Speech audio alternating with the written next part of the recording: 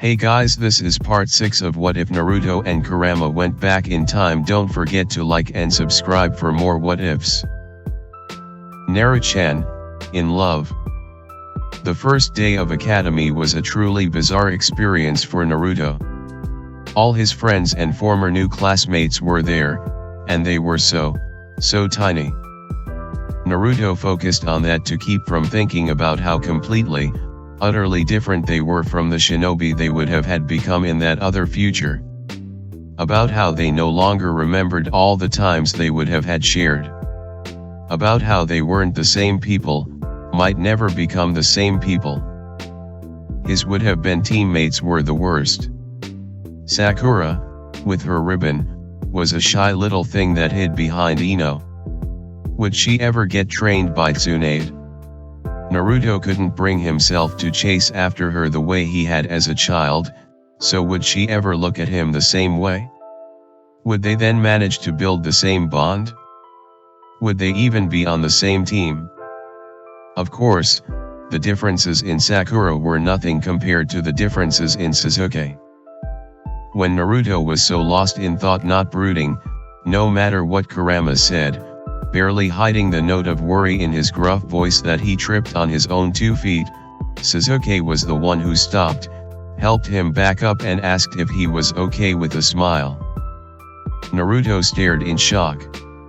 Sasuke knew how to smile. And such a cute smile. It was only when Sasuke blushed violently, his eyes widening, while the rest of the hallways burst into whispers, that Naruto realized he had said that aloud.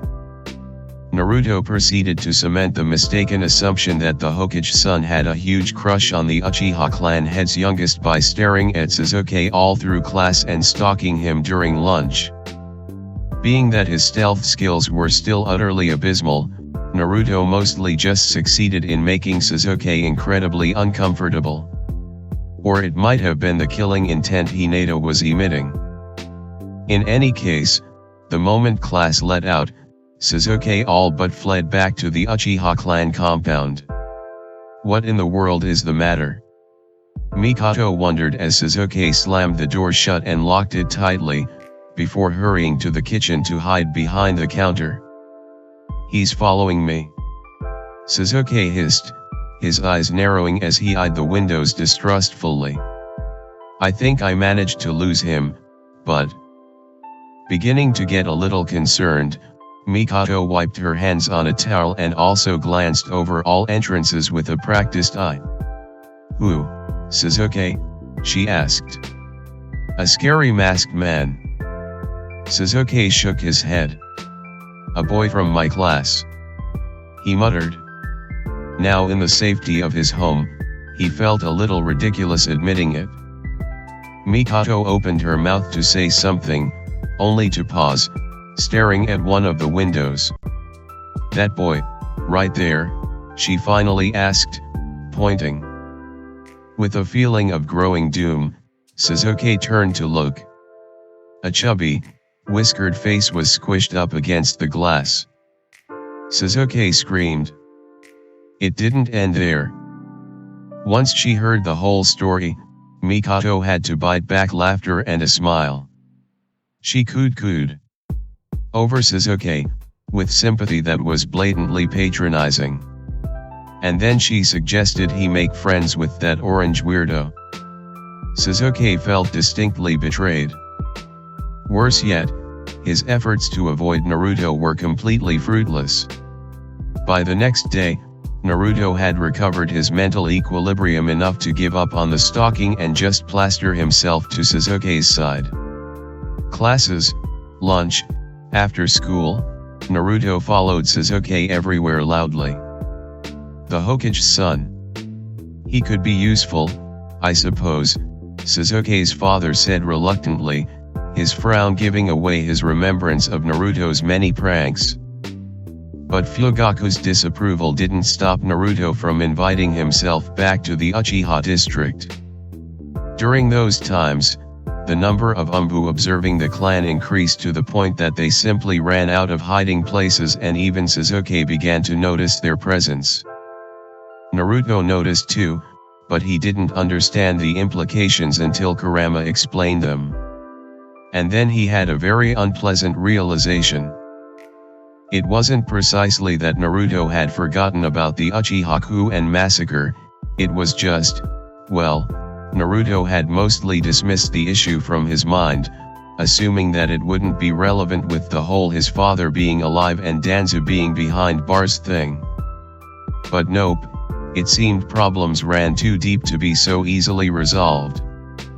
If anything, the limited information that had been released regarding the masked man who had used the Kyuubi to attack Konoha had actually made the suspicions and distrust of the Uchiha clan worse. It didn't help that most of the clan had avoided damage during the Kyuubi's rampage, thanks to Danzo, again. Even the civilians started muttering nasty rumors, which was a serious problem for the military police's duties. Naruto sympathized. He knew what it was like to be unjustly ostracized. Even Minato had bowed to the demands of placing the entire clan under heavy surveillance. Not only were the elders and most of the Jounin Council demanding it, but he couldn't discount the possibility of at least some Uchiha being in contact with the masked man. The really serious problem was that they actually were, kind of. He kept showing up at the Nakano shrine. No one quite knew how or why, and the clan refused to admit to the whole thing. The Hokage would insist on investigating the shrine, the clan elders reasoned, and that couldn't be allowed.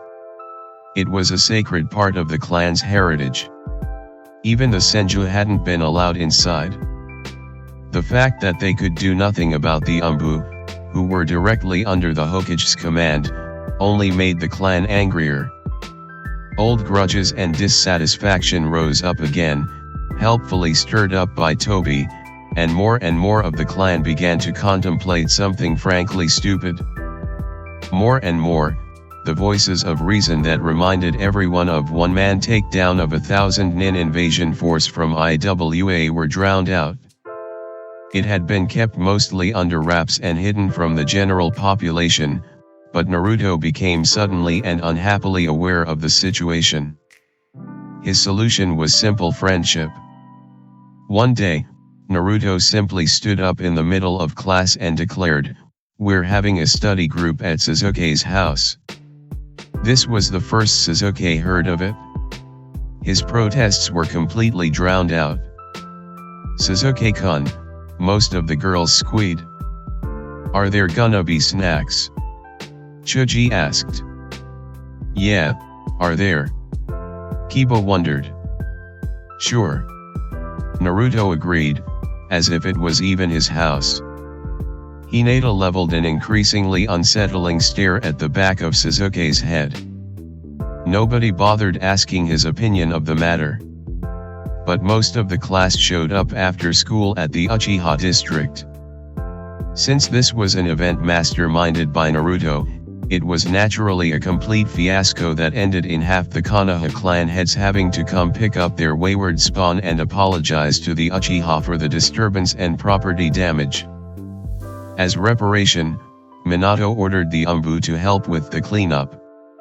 The sight of the much-hated masks doing menial labor and getting ordered around by the little grandmas who lived in the vandalized houses was like a bomb on the collective Uchiha soul.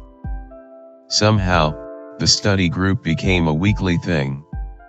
The clan heads were forced to come up with a rotating roster of chaperones for their children.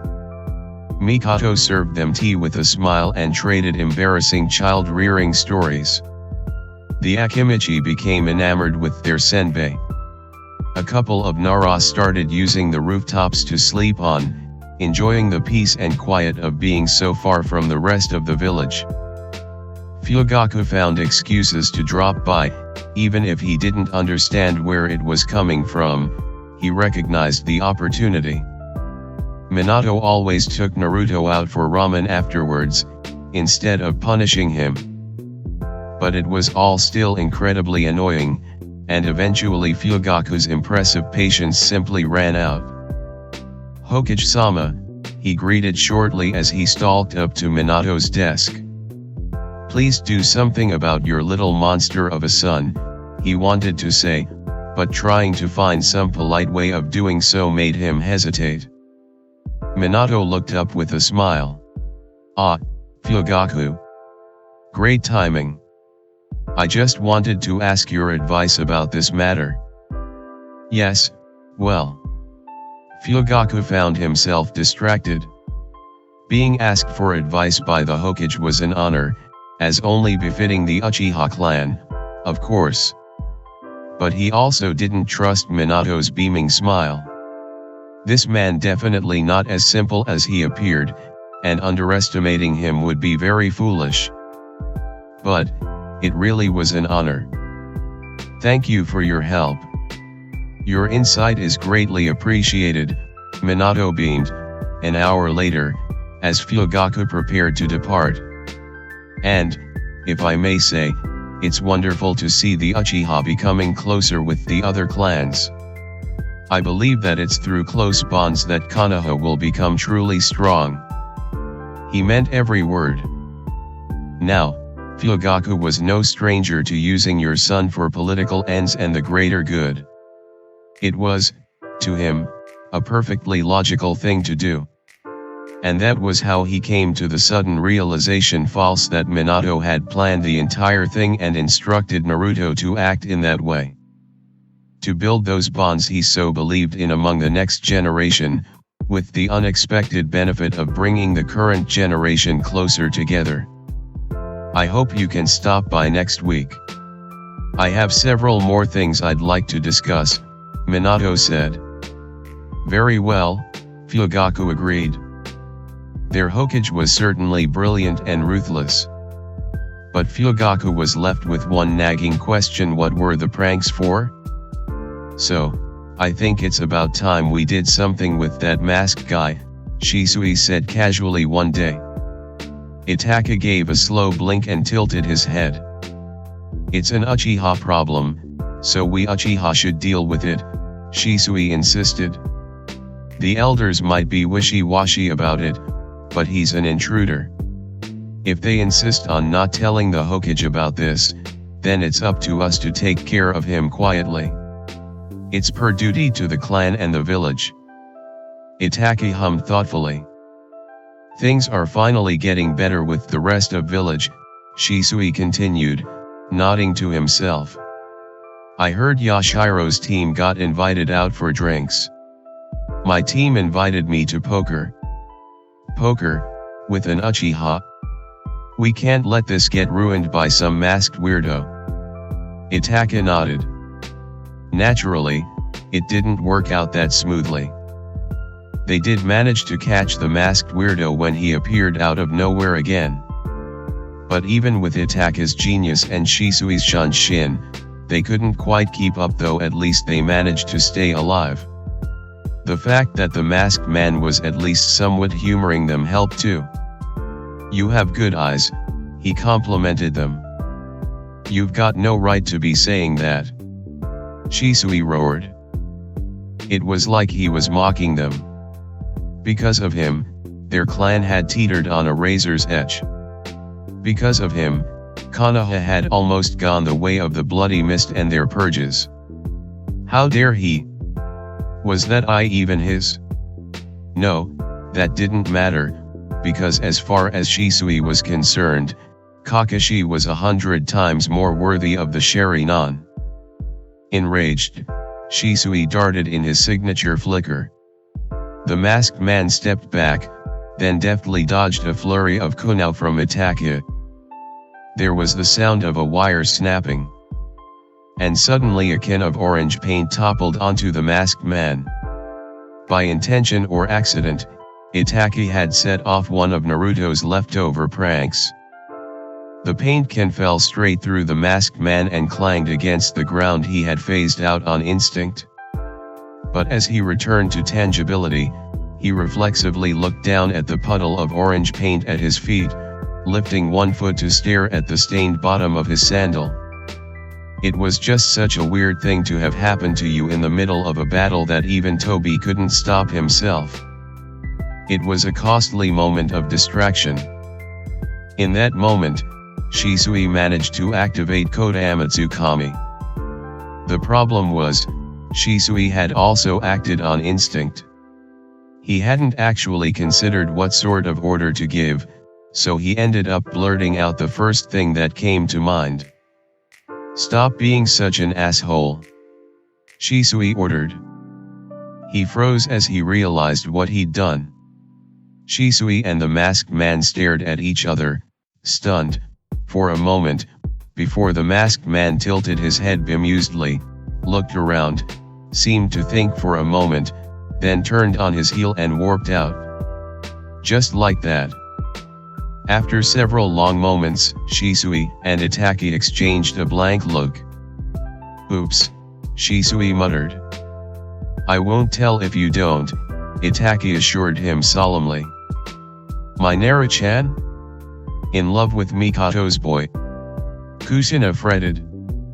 "But that's so." She gestured vaguely. "I don't think that's what's going on," Minato said.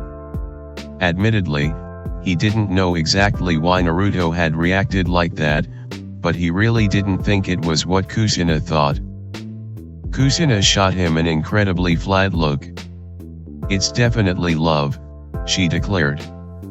"Besides, I don't want to hear anything about this from you.